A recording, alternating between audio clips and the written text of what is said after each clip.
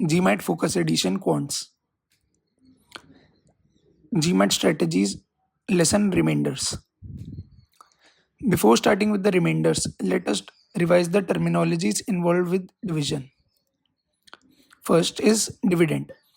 Dividend is the number which is being divided.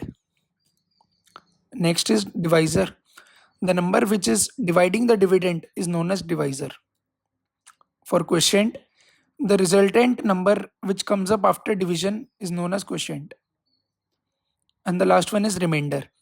The leftover number smaller than the divisor, which on further division will give out fraction or decimal, is known as remainder.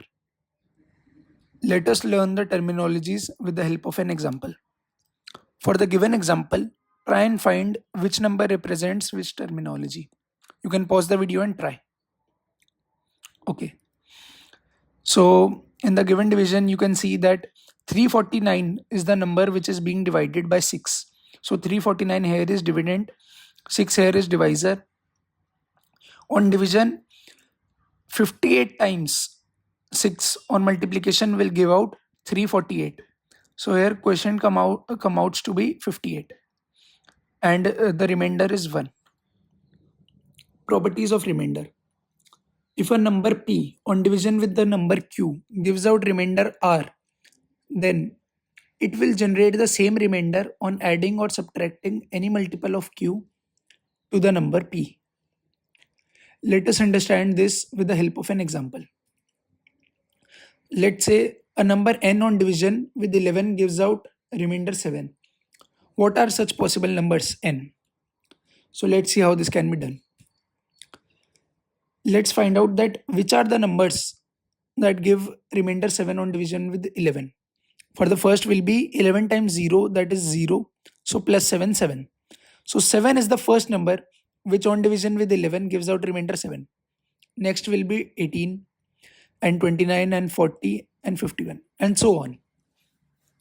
So here you can see a pattern that 7, 18, 29, 40 all have a difference of 11. Hence, we can say that if we add p, that is 11 in this case, then we can obtain such a series of number 7, 18, 29, 40, 51, which on division with 11 gives out remainder 7. Another interesting factor is that numbers such as 29, 51 can be obtained from preceding numbers on addition with a multiple of 11. That is, let's say 29 and 7 have a difference of 22 and 51 can be obtained from 18 on an addition of 11 times 3, that is 33. So hence this property is satisfied. Next property is rebuilding the dividend. So let's see how this can be done. Let D be dividend, P be divisor, Q be a quotient and R be a remainder. So how can we write dividend? What we know is dividend on division with divisor gives out quotient plus remainder and it is still to be divided by the divisor. So this can be written in the form D by P is equals to Q plus R by P. Now we multiply P on the both sides. So this gives out to be D is equals to P into Q plus R. So hence if we are given P, Q and R, we can obtain our dividend. So let's see this with a practice problem. Pause the video and try the practice problem, then I'll get to it. Practice problem. For some integer n, when divided by p gives out quotient 5 and remainder 9, whereas n on division by p minus 2 gives out quotient 6 and remainder 4. So what is n? Let's see how this can be done through the previous formula.